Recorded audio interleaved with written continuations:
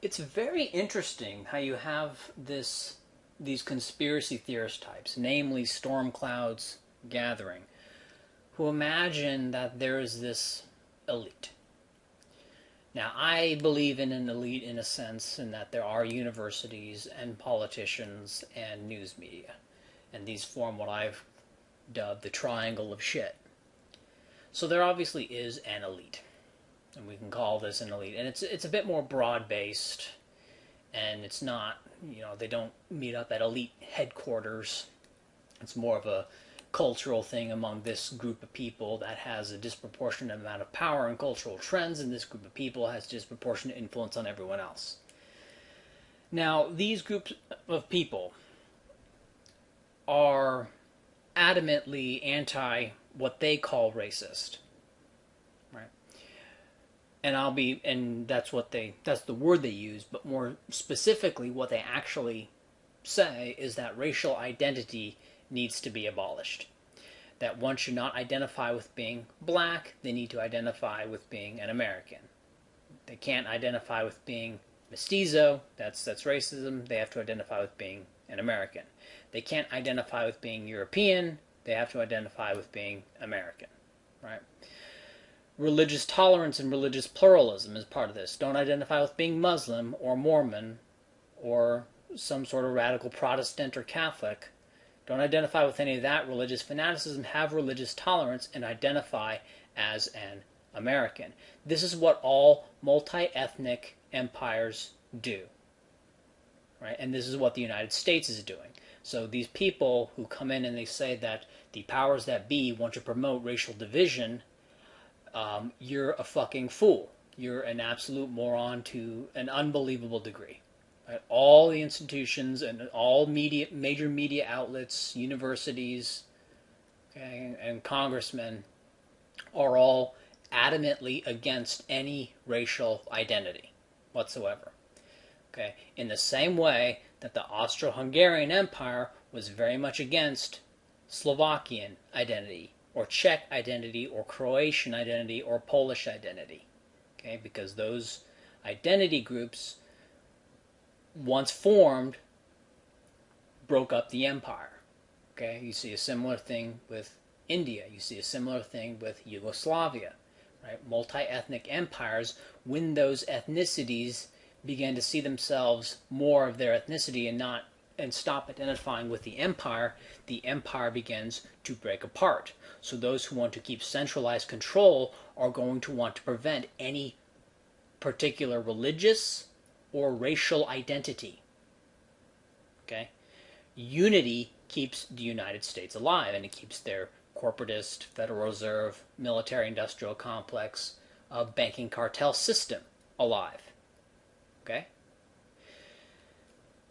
What unity does is it creates a common U.S. identity and gets people, focused on the dead-end route of reform as opposed to a route that could actually work, which is partition, break up the United States, and the various countries that are carved out of the former United States succeed or fail.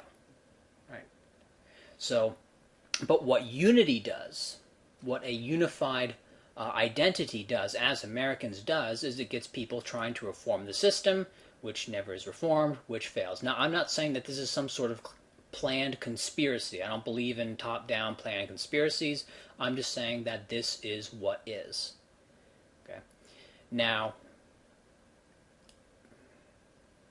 in terms of actually, attacking the system, there seems to be a rather misguided opinion among StormCloudsGathering types and anti-NWO types that reifying the ethnicities in the United States, the religious identity groups, the racial identity groups, and the economic ideology identity groups, those are the big three, that if you reify these, this will create discord, and this will make it harder to resist, the triangle of shit. The establishment, or the citadel, or whatever you want to call it, the cathedral, whatever you want to call it, whatever you want to call that thing that is spread throughout the U.S. but mostly clustered around the New York City, D.C. area. When the reality is just the opposite. You don't need You don't need to identify as a single group to work together. Right? The multiple ethnicities of the Soviet Union did not need to identify as a single ethnicity in order to break off from the Soviet Union. The multiple ethnicities of the Austro-Hungarian Empire did not need to identify as a single ethnicity to break off from the Austro-Hungarian Empire. Same with Yugoslavia, same with India. Right? Pakistan and Bangladesh didn't need to be a single country in order to break off from India. Right?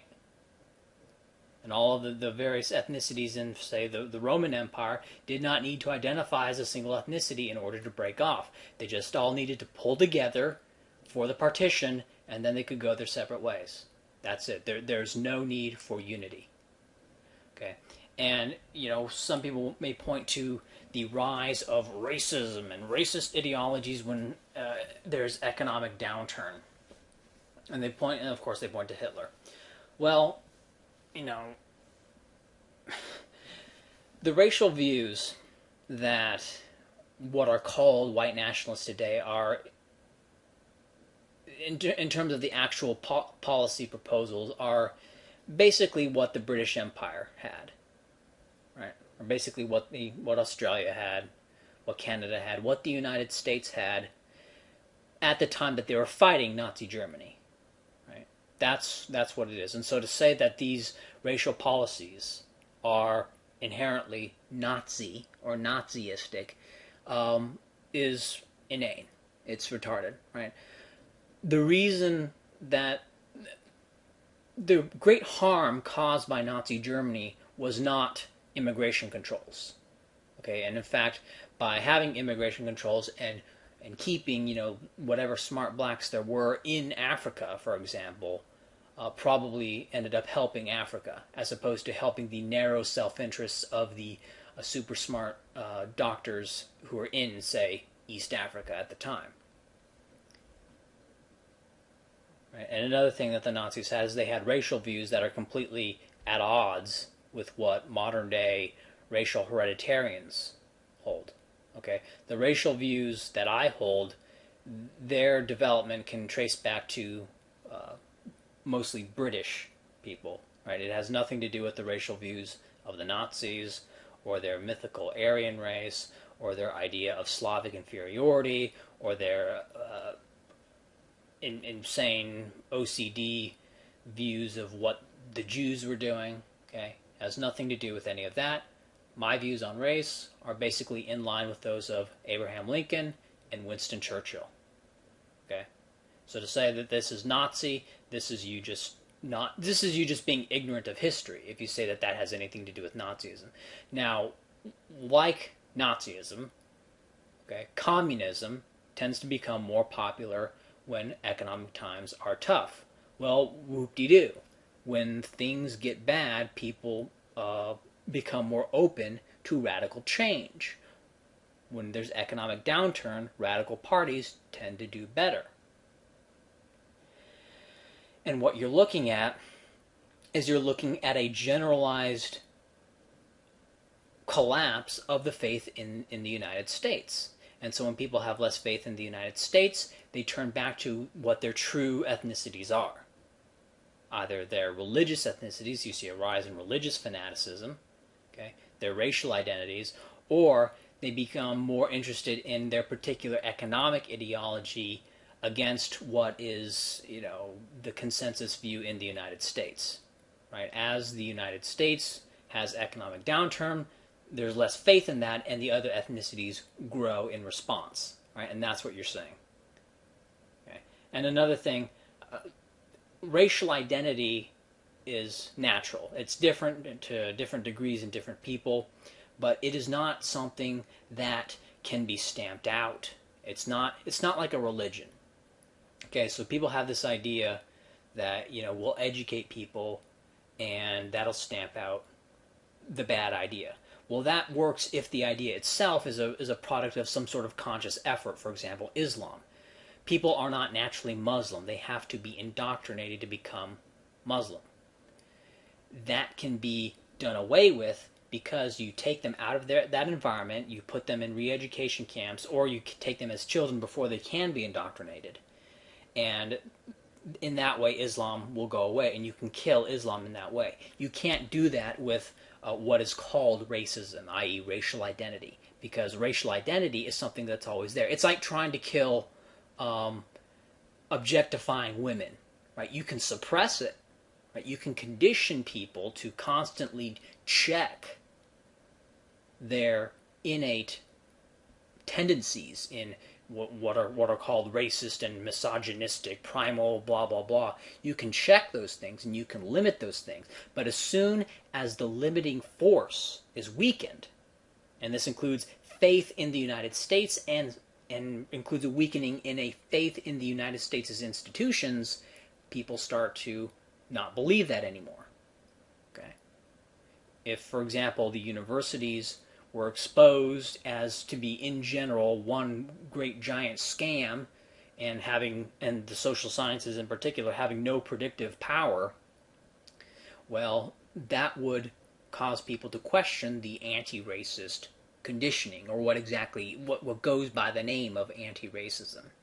Okay, and I find it so odd that a professed free thinker, a professed person who reads more deeply into matters of state would fall so hard for the conventional view of what is racism, right? And this weird, and it's just so bad. And I know that StormCloudsGathering no doubt has a complete History Channel pop-up book, public school view of what happened in civil rights, pop-up book view of South Africa, okay, imagines that the Nazi racial views